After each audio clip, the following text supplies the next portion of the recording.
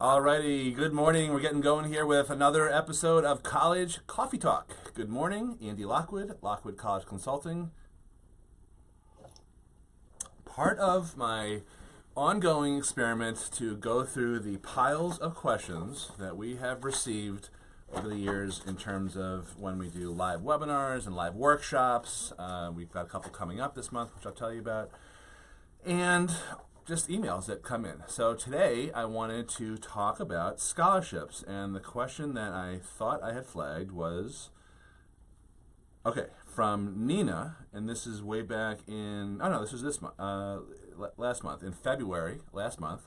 Nina wanted to know, where's the best place to look for scholarships? Let me check this off so I don't redo this by accident. So that's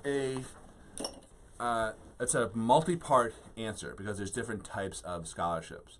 And there's actually pros and cons of scholarships. People just think of the pros, but there's actually a few drawbacks that I wanted to point out. So, if you're just joining us, welcome to College Coffee Talk. Please, if you have any questions about scholarships or anything else, please pop them in comments. I always read them and reply within a day or two. And thanks a lot for watching. I'm getting some good feedback. So the thing about scholarships is there are different types. There are scholarships that come directly from the college endowments themselves. That's where the big money is, to be totally frank. There is more, it's called merit-based money, and a lot of it is for grades and scores and the like, but not all of it is. It's all types of merit scholarships. Pretty much what a merit scholarship means is anything that's not considered need-based. And need-based is the opposite. Need-based is what you get when you fill out the financial aid forms, the FAFSA, and the CSS profile, and so forth. Need-based looks at your income and your other resources. Anything that's not need-based is merit-based. So the best place, in my mind, this is what we special in, to look for scholarships, is from the college endowments themselves. That is a function of choosing colleges strategically, finding out the ones that are the most generous, which you can find that in a variety of sources, such as the College Board website, such as the Common Data Set, which is not a website, but it's a common sort of uniform set of disclosures that every college makes, meaning that if you wanted to check out the Common Data Set statistics for University of Michigan, you would search University of Michigan Common Data Set. So that's where you can find out the level of generosity, and it also helps to apply to a school that really wants you, meaning that you are sort of above the median in terms of grades and scores. For example, if you're in the top 25%, you have a very good chance of qualifying for a merit-based scholarship at that particular school. So that's the first part of the answer. The second part is there's always outside scholarships, meaning scholarships that don't come from the college endowments themselves.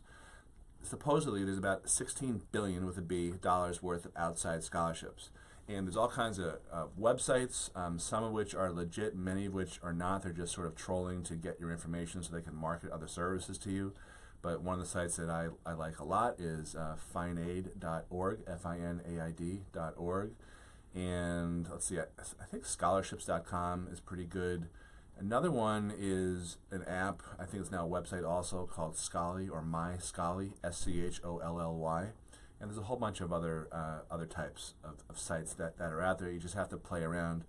My one word of warning that I hope you heed is don't underestimate the amount of time and possibly frustration that this entails. Because I hear this all the time. You can spend hours, days, weeks, and months going down the scholarship rabbit hole only to come up with a bunch of solicitations that you don't want.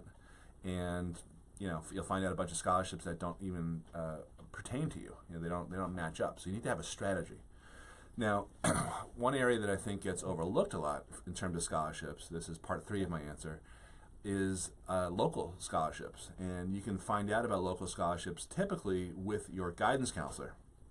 Guidance counselors typically have lists of the local Chamber of Commerce, the Kiwanis, the Knights of Columbus, whatever, who offer these types of scholarships. And frankly, that's where I would focus, even though you may only pick up $1,000 here, $500 there. You can cobble together a few $1,000s, which will certainly help pay for books and maybe transportation back and forth. I wouldn't expect a huge windfall, but even a $500 scholarship, if it's renewable, turns out to be a $2,000 scholarship. Here's a little ninja tactic that I thought I would share just for my Facebook friends. And that would be, don't limit your search only to your high school's guidance department scholarships, which they typically list on their websites, but also, ready, other neighboring high school guidance counselor lists. Why not? You know, a lot of times they have scholarships that pertain to anyone, not just particularly for those, you know, the students of that individual high school. Check it out. So if you, that's one of my favorite tips. A little sneaky, right? So if you are enjoying these, again, please give me that little like icon that let me know I'm on the right track. Like I said, I have been getting good feedback, kind of here and there. You know, every week we get a couple of nice comments, so I really appreciate that. I'm trying to expand reach. So if you would please be so kind as to share this with any of your fellow parents who you think could use this type of information. Really, really would appreciate that. Thanks a lot for watching. I will be back tomorrow, not in the morning. I'm not doing a College Coffee Talk tomorrow. Pearl and I are together on the airwaves, the internet airwaves, 11:30 Eastern for College Talk Tuesday, which we do every week, Tuesdays. So I hope you enjoy that also. And I guess the last comment is we have, for anyone local, we are about to announce a 2-week ACT crash course. It's going to be Saturday, Sunday, this coming weekend and next weekend, plus a proctored test after, a practice test after one of those sessions.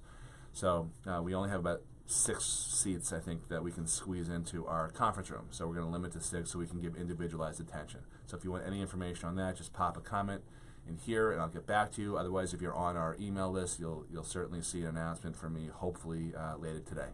All right, thanks for watching. Have a great day. Talk to you soon.